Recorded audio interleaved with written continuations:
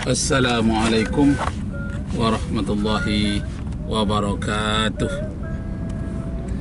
Satu hari menjelang Ramadan sekarang ini, saya akan menyampaikan sedikit tentang penelitian para orientalis tentang ajaran Islam, mulai dari syahadat, sholat, puasa, zakat, haji. Sekarang tentang puasa.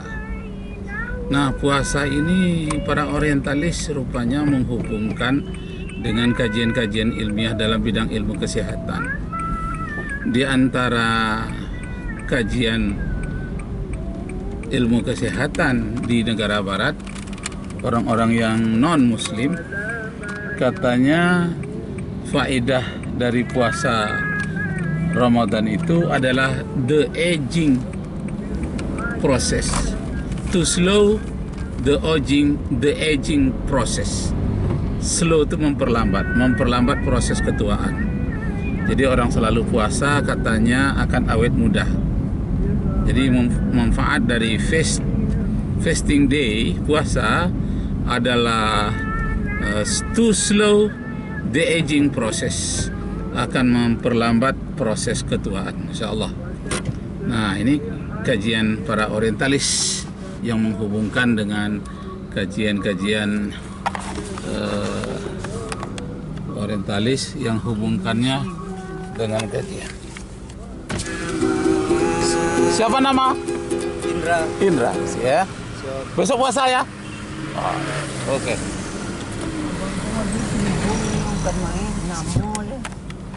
Ya, bismillahirrahmanirrahim. Itu kan untuk silaturahim.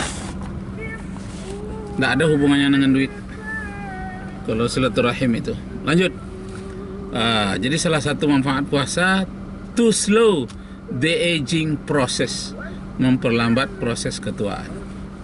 Harjib, seorang orientalis berbangsa Inggris, dia melihat dalam Islam ini puasanya lengkap, ajaran puasanya juga mengandung olahraga, itu juga untuk kesehatan. Kemudian bangun subuh juga sehat untuk kesehatan. Luar biasa. Jadi kesimpulannya, Harjib itu awalnya memang dia mencari kelemahan Islam, tapi justru mendapatkan kelebihan-kelebihan Islam. Di antaranya bunyinya begini: Islam is indeed much more than a system of theology. It's a complete civilization. Saya ulangi lagi. Islam is indeed much more than a system of theology. It's a complete civilization. Artinya Islam itu bukanlah hanya sekedar agama, bukan sekedar ritual, tapi modern, lebih dari itu. Karena modern a system of theology, melebihi dari sistem doktrin teologi, bukan hanya sekedar ritual akidah, bukan itu saja. More than a system of theology, but it's a complete civilization. Bahkan di dalam ajaran Islam itu terdapat peradaban yang sangat lengkap, a complete civilization. Nah, jadi penilaian-penilaian tentang puasa dari orang-orang non-muslim memang luar biasa. Di samping to slow the aging process, memperlambat proses ketuaan, juga katanya menurunkan kadar darah tinggi. Jadi orang kena sakit darah tinggi katanya itu akan turun kadar darah tingginya itu. Memperlambat proses ketuaan dan membiasakan diri untuk kesabaran. Jadi rupanya kesabaran ini rupanya menyehatkan jantung manusia. Biasa menerima. Orang yang tidak sabar jantungnya mudah sakit. Nah, kesabaran itu didapati di dalam puasa Ramadan. Nah, kadang-kadang kita lebih percaya kepada apa yang ditulis orang Barat dibandingkan ditulis orang Timur. Kenapa demikian? Karena selama ini orang Barat memusuhi ajaran Islam, mengkritik ajaran Islam. Tetapi akhir-akhir ini banyak yang menemukan kelebihan ajaran Islam. Sedangkan yang menemukan kekurangan dari ajaran Islam itu tidak banyak dan tidak populer. Yang banyak menemukan kelebihan ajaran Islam. Sehingga pada hari ini orang-orang barat, baik itu di London maupun di Amerika, wah, tidak sedikit mereka ilmuannya yang masuk Islam.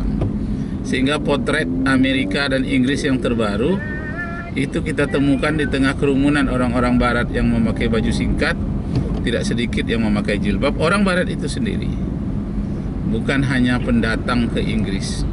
Bahkan dalam satu penelitian di Eropa mengatakan Inggris adalah salah satu negara barat yang paling cepat pertumbuhan umat Islamnya. Inggris paling cepat. Kenapa demikian? Karena negara-negara jajahan Inggris itu banyak orang-orang negara jajahannya itu yang kuliah di Inggris, berdagang di Inggris. Dia mendapatkan suasana di Inggris yang cocok, yang tenang bagi mereka, yang suka, yang setia dengan demokrasi, sehingga mereka bebas untuk beribadah. Nah, walaupun ada satu-satu cetusan dari orang barat yang Islamofobia, akan tetapi lebih banyak lagi yang cenderung untuk mencintai Islam. Nah, apalagi kalau di Amerika, adik istri dari George Bush masuk Islam. Kemudian di Inggris,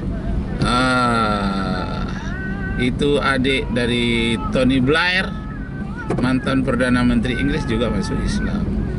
Bahkan orang-orang bangsawan Inggris banyak yang masuk Islam. Prancis juga begitu. Nah, baru-baru ini saya dapat berita bahwa London itu, tapi ini baru humor ya, belum yang sebenarnya. Nanti bisa-bisa orang menyebut London itu Londonistan. Kenapa demikian? Karena yang paling banyak bekerja di Inggris itu, baik tingkat rendah maupun tingkat tinggi, teknologi tingkat tinggi, orang-orang yang ujung negara namanya Istan, mulai dari Pakistan, Afghanistan, Kazakhstan, Turkistan. Itu banyak sekali yang tinggal di London. Ditambah lagi dengan orang-orang Turki Muslim. Bahkan wali kota London beberapa tahun yang lalu, wali kotanya itu adalah seorang Muslim keturunan Turki. Dan setelah habis masa jabatannya menjadi wali kota di London, dia diangkat menjadi duta besar Inggris untuk Indonesia. Nah, baru sekali itu duta besar Inggris untuk Indonesia orang yang beragama Islam. Macam mana? Beli pisang? Enggak? Enggak lagi? Cukup? Ya, baiklah Bapak Ibu, saudara-saudara sekalian, kembali kita tentang puasa menurut pandangan non-muslim. Nah, kalau kita bicarakan puasa non-muslim itu, non-muslim bisa saja orang-orang barat yang ateis, tapi bisa juga orang-orang barat yang sudah beragama, umpamanya beragama Kristen. Itu disebutkan di dalam kitab Matius pasal 4 ayat 2, bahkan sampai ayat 29. Dia kitab Injil itu kan kitab dari Matius, Markus, Lukas, Yohanes. Saya baca di dalam kitab Matius. Nah, pasal 4 ayat 2 sampai ayat 9. Yang ayat 28-nya mengatakan bahwa puasa itu di samping memelihara perut dari makanan, yang lebih penting lagi katanya memelihara mata. Jadi ayat 28-29 dari kitab Matius itu mengatakan, seandainya kamu berbuat dosa disebabkan oleh karena mata kananmu, ambillah pedang, congkel matamu itu, lebih baik tubuhmu berkurang di dunia daripada tubuhmu utuh tapi besok di akhirat dicemplungkan ke dalam neraka. Jadi biarlah tubuh kita berkurang di dunia tapi besok masuk surga, daripada tubuhnya utuh tapi seutuh-utuhnya dimasukkan ke neraka. Masya Allah. Itu ajaran dari non-muslim. Nah, kembali kepada kitab Matius pasal 4 ayat 2, itu menyatakan bahwa Nabi Isa itu puasa selama 40 hari 40 malam. Jadi saya tanyakan kepada teman-teman non-muslim itu, tidak puasa hari ini? Kami puasa? Enggak, kami enggak puasa. Tapi kan di dalam Injil kalian dikatakan puasa, wajib puasa 40 hari 40 malam. Ya berat Pak katanya. Puasa 40 hari 40 malam karena beratnya itu tidak kami jalankan. Itu aja jawabannya. Tapi yang jelas memang Nabi Isa alaihissalam atau Yesus memberikan contoh puasa 40 hari 40 malam. Nah, dikisahkan setelah genap puasa 40 hari 40 malam, nah maka pada waktu itu Nabi Isa sudah sempurna puasanya, datanglah iblis sang pencoba. Iblis mengajak sang pencoba ini, artinya yang menguji. Iblis mengajak Nabi Isa ke atas gedung. Lalu di gedung itu disuruhnya memandang ke bawah. Katanya, wahai Isa atau Yesus, karena engkau telah puasa, engkau dekat dengan Tuhanmu, cobalah engkau terjun dari gedung ini. Kalau engkau terjun, engkau akan selamat, karena orang yang dekat dengan Allah akan dijaga oleh Allah. Kakimu akan ditahannya, kamu tidak akan binasa. Apa jawab Nabi Isa? Hei iblis sang pencoba, janganlah engkau memperolok-olok Tuhanmu, janganlah engkau mencobai Tuhanmu. Nah, itu jawabnya. Kemudian Nabi Isa juga dibawanya ke tengah padang pasir yang banyak batu-batu besarnya, banyak kerikil dan pasir. Apa kata iblis? Hei Isa atau Yesus, cobalah engkau jadikan roti semua batu-batu, kerikil dan pasir-pasir itu, coba engkau jadikan roti. Apa jawab Nabi Isa alaihissalam? Hei iblis, kenapa engkau menyuruh aku menciptakan batu-batu itu menjadi roti?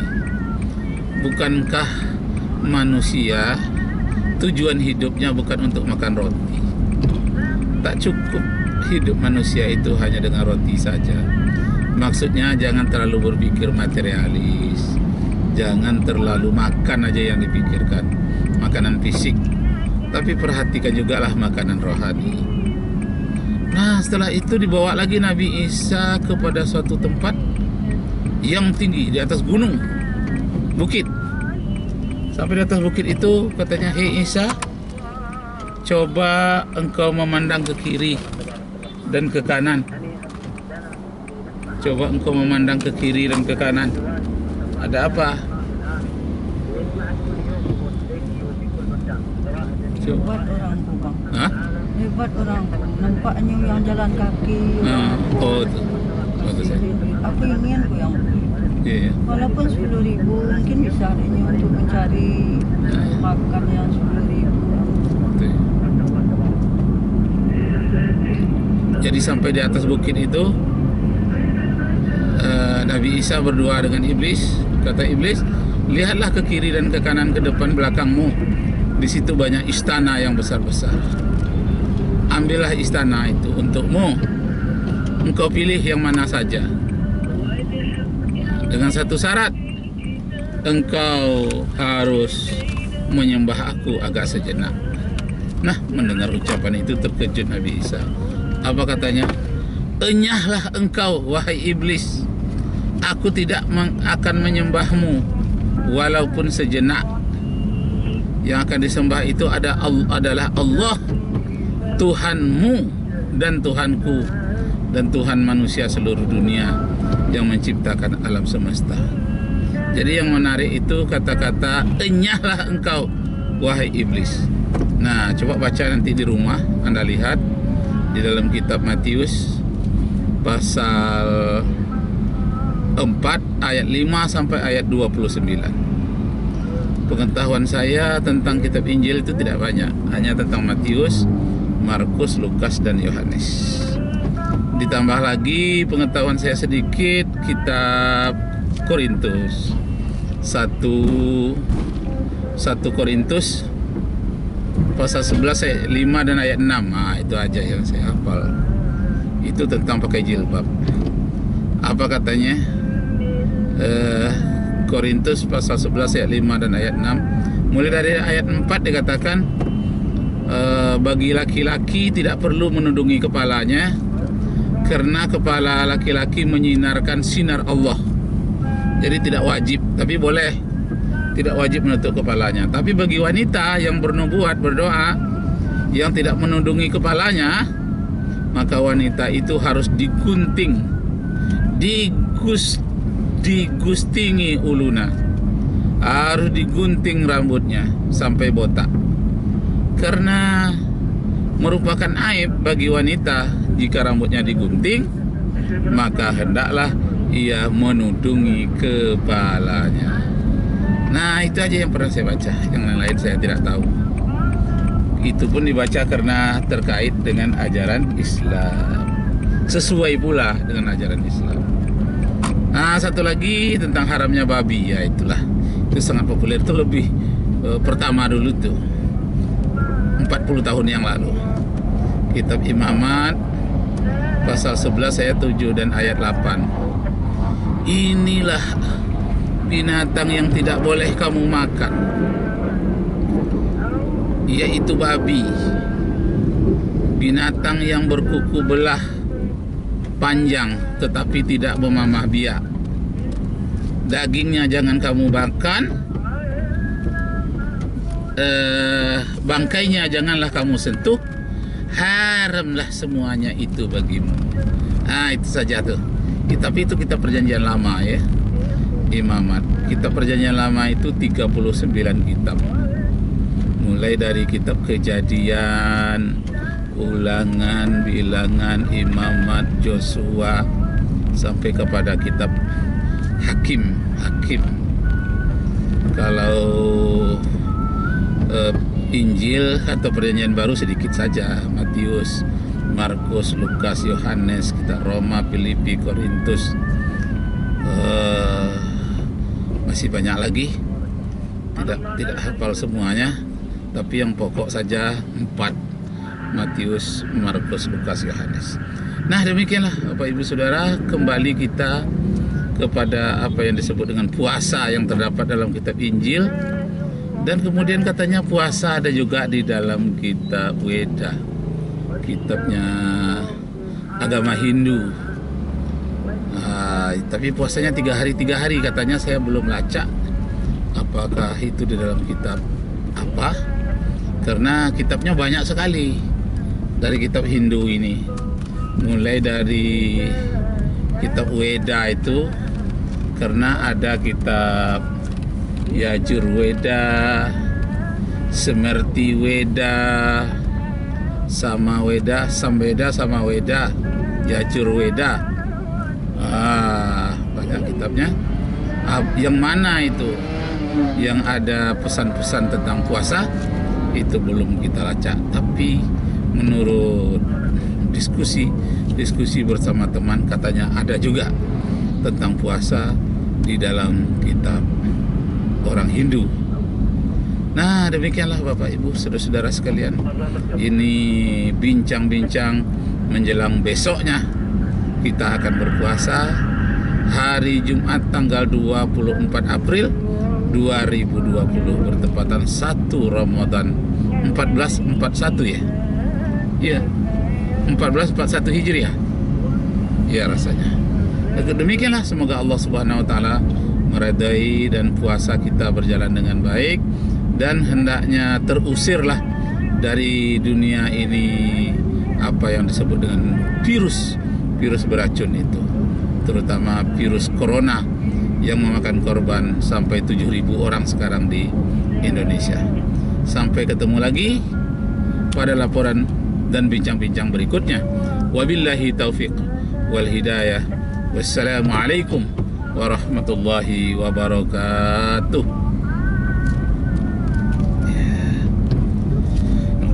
Astaghfirullahaladzim. Astaghfirullahaladzim.